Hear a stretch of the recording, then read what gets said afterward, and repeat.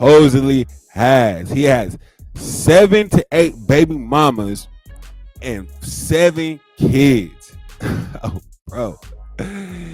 Number one, that's her. Number two, supposedly right here, she is in jail for murder, allegedly.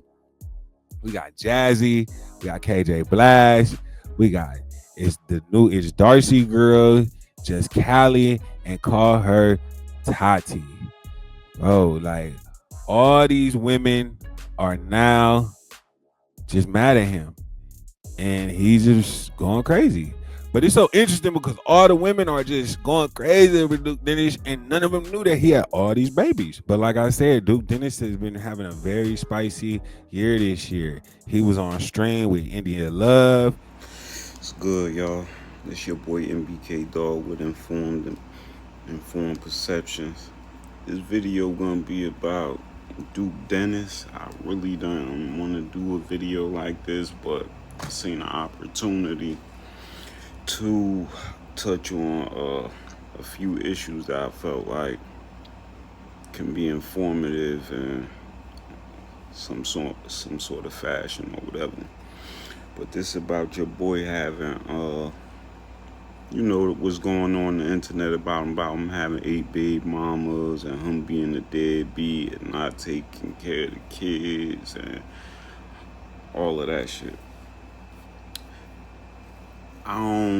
You can't take a female, I'm not gonna say a female, cause that could come off the wrong way. You can't take nobody at face value for just what they say without doing your research on it or without getting the facts. You feel what I'm saying? Or and seeing entertaining other perspectives about it. Henceforth the reason why we call this informed perception. Right? So it could be for a range of things why these women came out and said this, or it could be because it's the honest truth. Right? But I want to tap into something else. And we're gonna get to that. But I've been there, every male been there, or probably with women as far as, if things don't go the way they want it to go, then there's no limits of what they will go to make you look bad or whatever.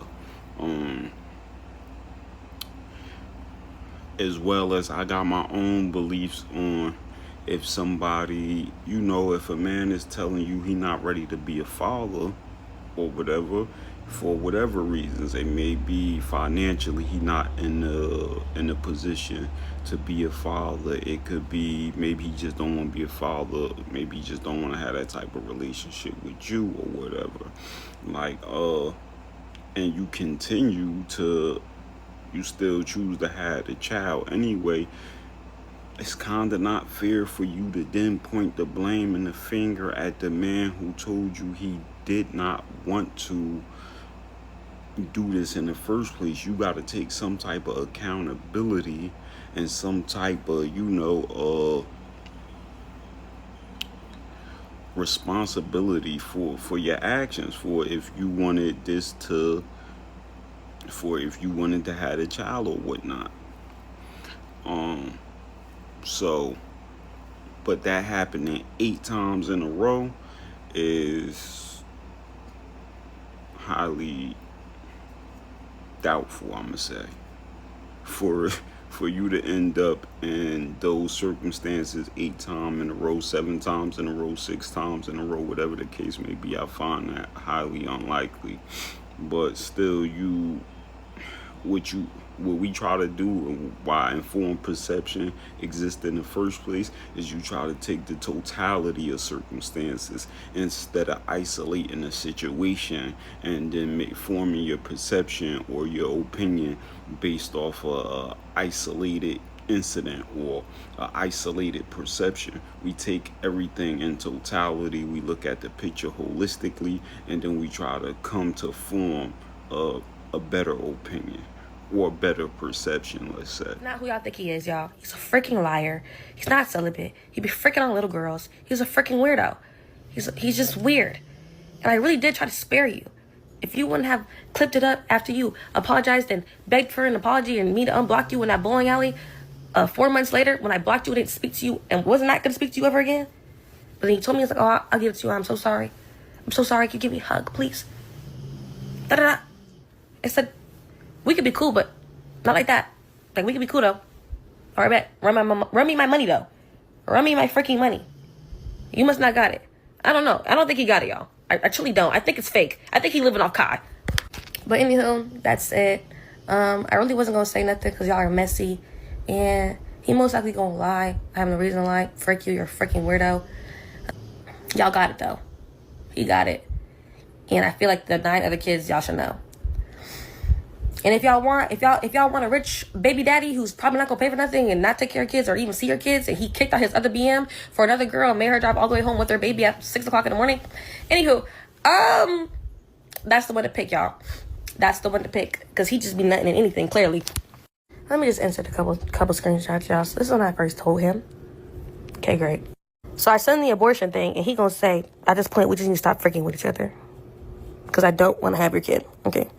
I said I was gonna stop messing with you anyways. Like, it's no point, y'all. I promise you, it's no point. It's no point. It's no point. Y'all, don't piss me off. Please don't piss me off. Please don't piss me off. Whatever, you got it. Send my flight. Send me the money. Anyways, then he just started trolling y'all. Like, he did not want to give me the money for this. Like, I don't get it. Like, you literally just freaking had me crisscross in a freaking pretzel and nutted at me, but now you don't want to send me the money. I'm just so confused. Like, was never sent. Kept on, oh, I'll just bring it to you in person. I'll bring it to you in person. What the frick? You don't got Apple Pay, Cash App, Zelle, PayPal? I got it all.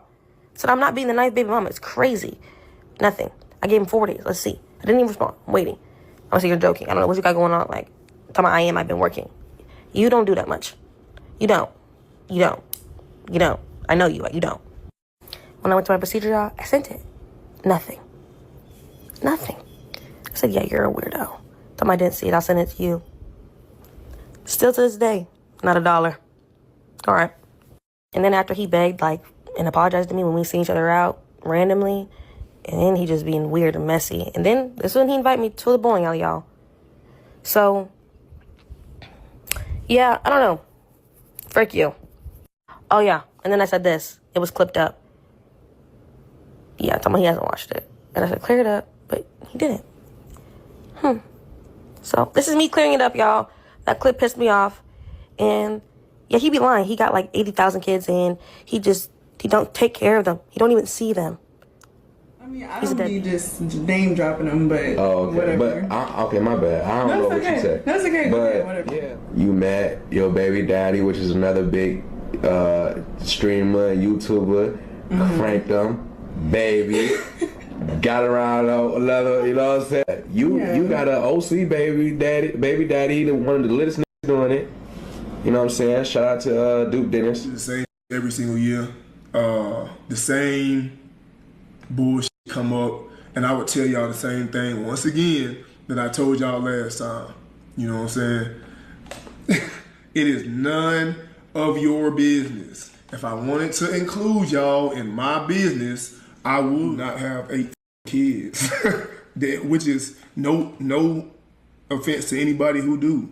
All right, but I've been actually watching y'all take that and run with it and post it and post about it and post it in like bold print as if you know for a fact that's the case when it's not the case.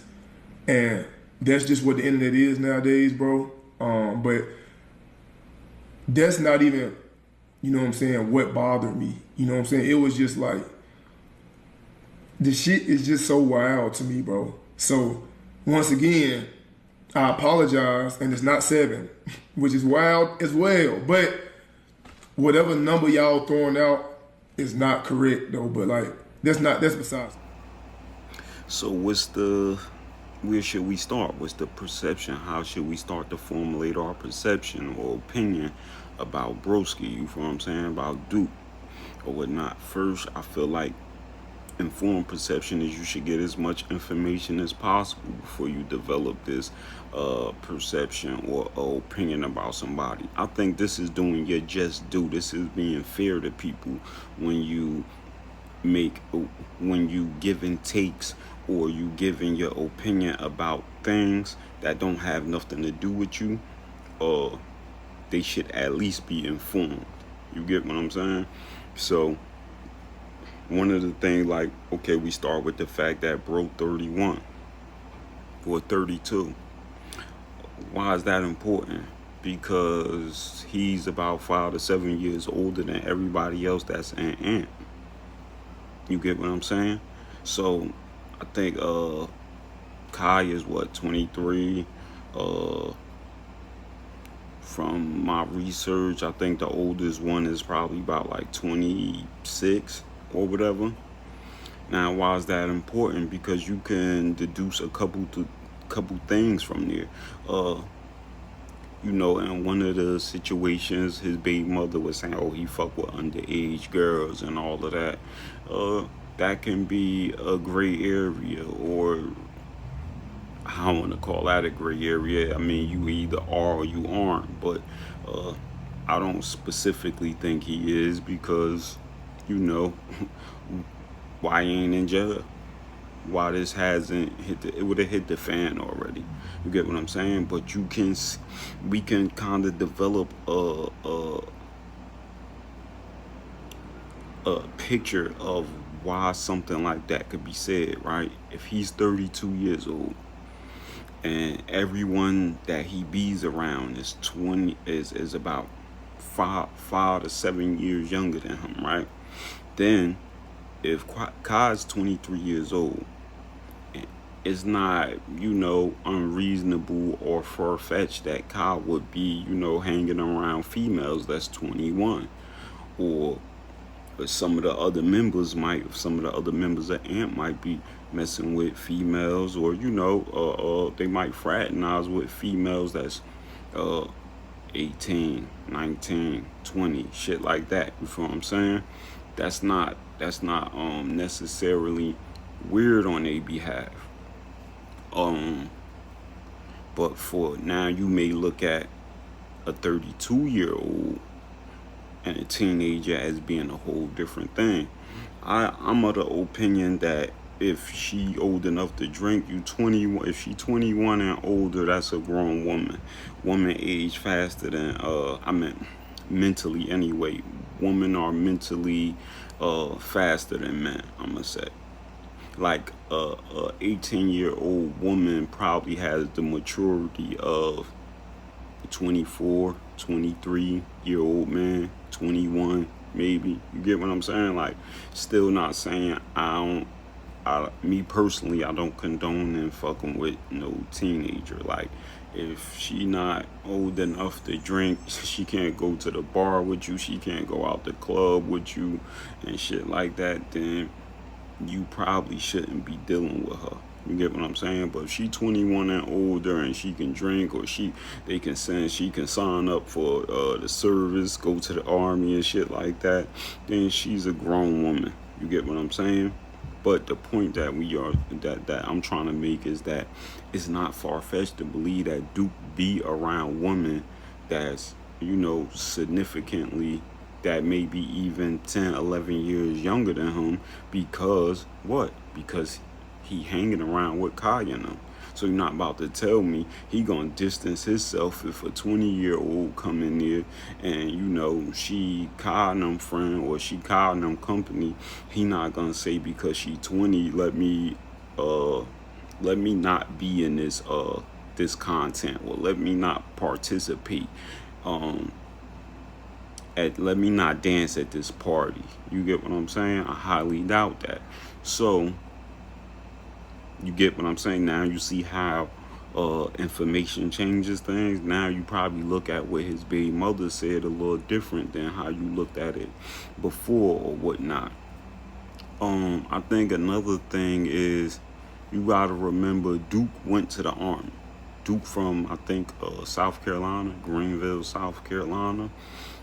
He was in the army too. So the years that he spent in the army is just, I could tell you this from experience of, you know, having gone to prison and everything like that, that normally it's the case that whatever age niggas go into prison, that's the age that they come out a lot of times. If niggas is not, using that time as a time to become, more mature and to study and learn, because you could go to prison and you could get on your shit. They got college in prison now. I got like 3-4 degrees while I was in prison.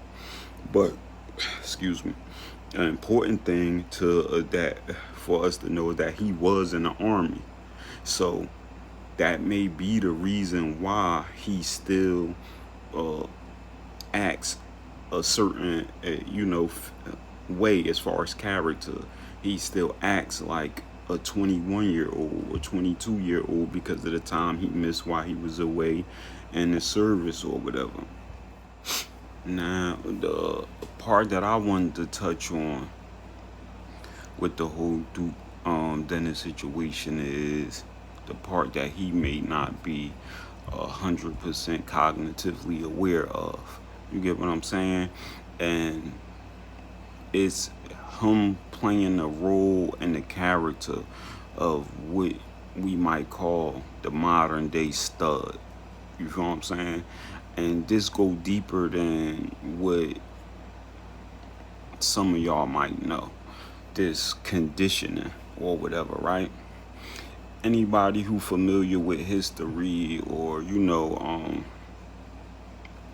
the history of our people, that ever read, the breaking of a slave or the Willie Lynch letter or and everything, for the strategy they came up with how to break the black household. They had this theory, this strategy, right, where they would have these slaves that they call studs, and their idea was they would take a black man, one of the black slaves, they would dress him up different, treat him different, and, make him feel a little bit more confident what they usually make the other slaves feel or whatever.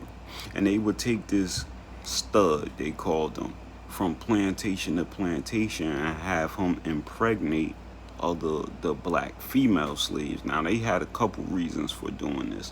One of the reasons why they were doing this were for genetic purposes. They had this ideology, this idea that they were looking for strong slaves, a certain type of slave or whatever, right? So they would take this slave man and this slave woman and put them together, and they would say they would think that this would create the prototypical slave. It sounds crazy, but this is their idea, right? That the genes coming together would form a better worker. Similar to what you might see now when athletes, I don't know if y'all heard of the ideology that a lot of athletes coming up with now when they have kids. They say if an athlete have children with another athlete, then the genetics of that child should, produce a better athlete, theoretically. So that was kind of the concept and the idea that the slave masters was embodying when they was, doing this with the stud or whatever. So they would take him from plantation to plantation, and they would have him sleep with that. Let me say that wasn't the main objective that they had, but that was one of them. But they would take this slave male from plantation to plantation. They would have him impregnate different female slaves or whatever. And as soon as the woman got pregnant, then they would remove the male slave and take him to the next plantation and the next plantation for him to do the same thing over and over. In the Willie Lynch letters, they call, this was part of the breaking of a slave because it would create a conditioning that would be everlasting. Don't forget, in the beginning of his in the Willie Lynch letters and his theory, he was saying that if you apply his methods and his strategies to the slaves, this would condition black people and last way longer than what slavery would. So that was the idea.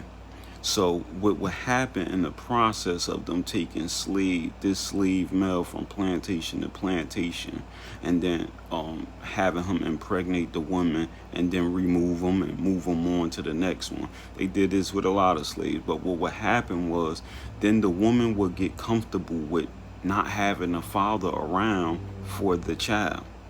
So it was conditioning they was trying to do. So the woman it will almost become normalized, her taking on the man's role. You get what I'm saying? With having to be the father and the mother.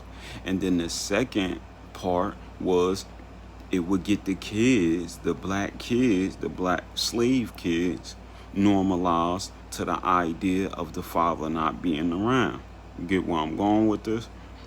So it did something to the male slave worse than it did, in my opinion, to anyone else, because they put this ideology and this concept in his head that it was cool for him to have babies and not take care of the babies, that it was cool for him to get women pregnant and after that not have no responsibility or accountability for the kids that he were having. You get what I'm saying?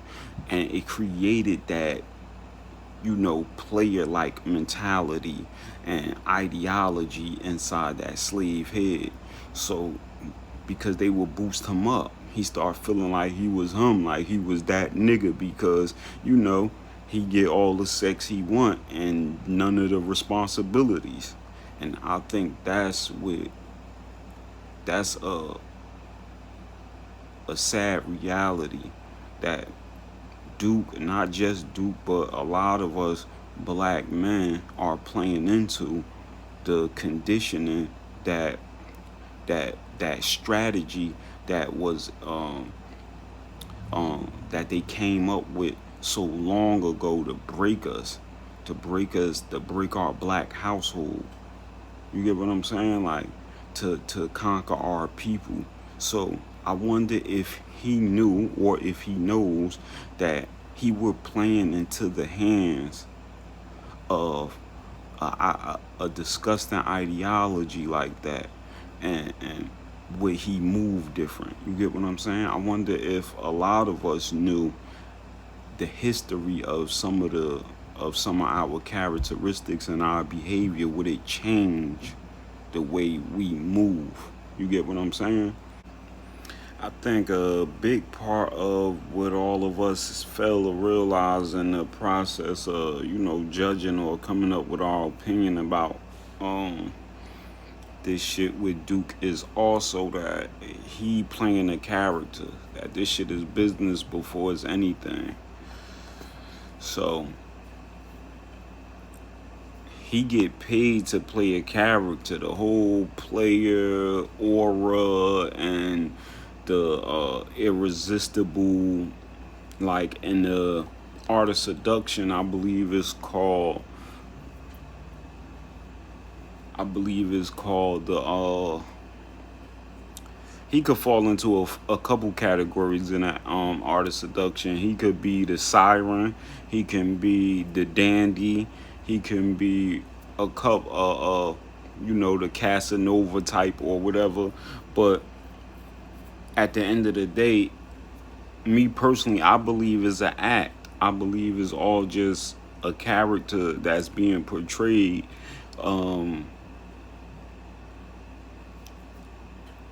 With marketing and branding being taken into consideration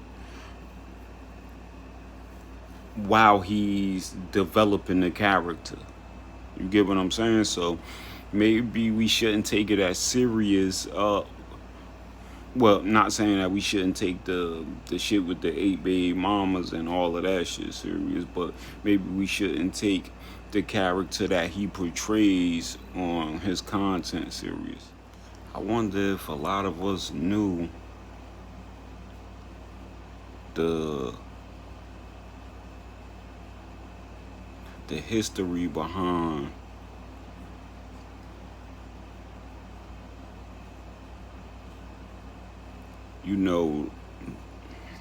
the ideology and the concept of the stud